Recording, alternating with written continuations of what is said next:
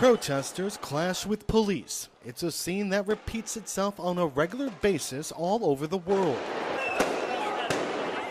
And as the world gets warmer, such outbreaks are likely to become even more frequent, according to UC Berkeley's Solomon Shung and Marshall Burke. Whether or not it lines up like we expect. Yeah, no, that's a good point.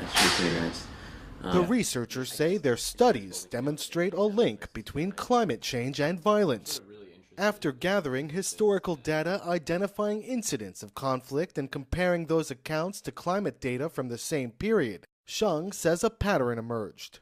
So what we find is that around the world, throughout history, whether we look at the very small scale or the very large scale, climatic fluctuations appear to have an influence on the likelihood of human conflict.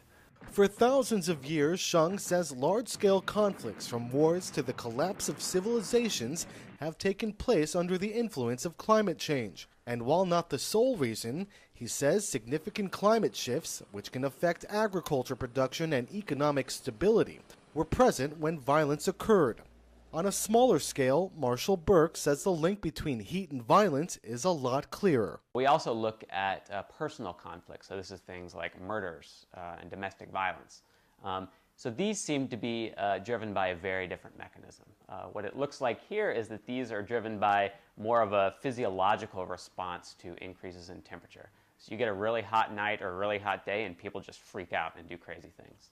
Using the data from the past and the present, the researchers began looking to the future and what it could mean for violent conflicts as the pace of global warming increases. Our results do suggest that one of the impacts of future climate change could be a dramatic increase in violence around the world.